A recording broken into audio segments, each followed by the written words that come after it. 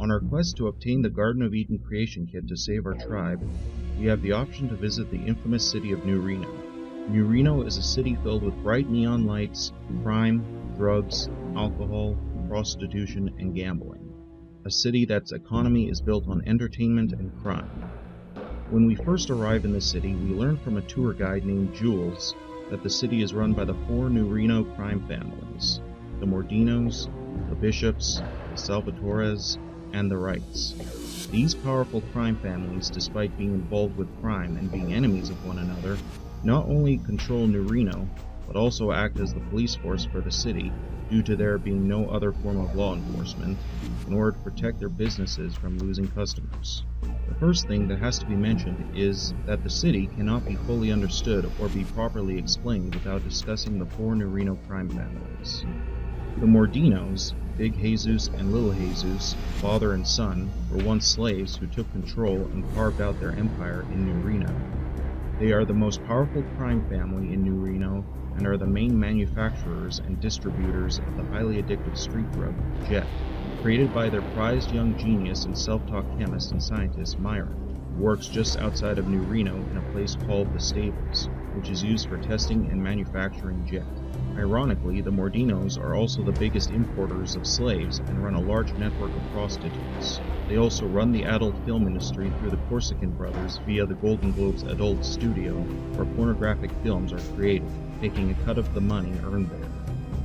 Led by the elderly Louis Salvatore himself, the Salvatore crime family resides in the west side of New Reno on 2nd Street in a bar called Salvatore's. Despite the leader of the Salvatores getting on in age, the other crime families fear the Salvatores and stay well away from them after 2 of Louis Salvatore's men massacred several of Big Jesus Mordino's men, as well as a few of John Bishop's men with energy weapons. Now the Bishops, led by John Bishop, are another powerful crime family which goals and motives are a secret. We learn through deeper digging and exploration that the Bishop crime family's goals are to end the conflicts between the crime families and to join alliances with the new California Republic and Vault City, while working with the NCR Congress to legalize and protect prostitution and gambling within the Republic.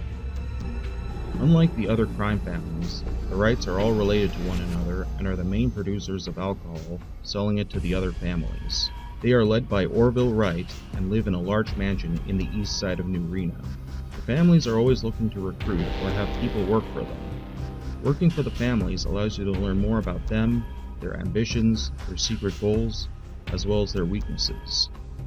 Beware! People who have angered or gone against the families are often killed on the spot or left crucified in the Golgotha Cemetery outside of New Reno to die. For example, while working for the Mordinos, we can learn that despite already having tremendous wealth and power in New Reno, they also wish to further expand their empire by attempting to gain control of the gold mining town of Redding by selling and getting the mine workers there addicted to Jet. Working for the Salvatore family while completing their assignments and showing enough respect will please Louis Salvatore, and you will be asked to be a part of a weapons transaction deal in the desert, where we learn that the Enclave has been the ones supplying the Salvatores with their energy weapons in return for chems and slaves. If one does a good enough job, they can even become a made man of a family. Beware though, if you become a made man of one family, the other families will turn hostile towards you. As for the weaknesses of each of the families, you will have to listen and watch closely to find out. For example, Louis Salvatore is elderly and requires an oxygen tank to breathe, and Big Jesus Mordino has a heart problem. Now onto the attractions that bring people to New Reno. The Desperado and the Shark Club both have casinos with slot machines, craps tables, and roulette, where one can gamble to try to make some money, or even a fortune depending on how good they are at gambling. Prostitution is a very common trade in New Reno, with prostitutes on every street corner and even the famous Cat's Paw brothel of the city. The chem trade and the sale of such substances such as Jet is also a major commonality on the streets of New Reno, with several dealers selling their wares, as well as Renesco's pharmacy, where you can pick up chems, Stimpaks, first aid, and various other supplies. New Reno Arms, run by Eldridge, is a famous weapons store with top quality firearms, ammunition, as well as other types of weaponry. Weapons can also be modified by Eldridge as well. Despite New Reno's reputation as a city of vice, the city also has a chapel that is run by Father Tully. Last but not least is New Reno's Jungle Gym, where boxers train and several prize fighters have been made. Run by Stuart Little, who runs the gym and recruits new talent. One can sign up to compete in the ring in one-on-one boxing matches that will be spectated by the people of New Reno. After spending much time in New Reno in Fallout 2, I'm left with mixed feelings about the fictional post-nuclear city.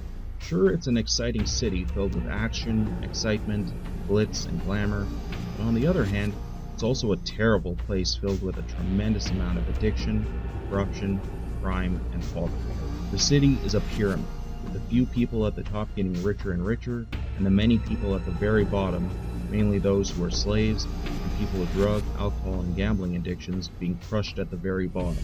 Still, this is one of the few places in the Fallout series, and in video games in general, that particularly stick out in my mind and stay with me. Definitely a fun, exciting, and intriguing location to go to when exploring the post-nuclear United States in Fallout 2 that will leave many with the same set of mixed feelings after visiting.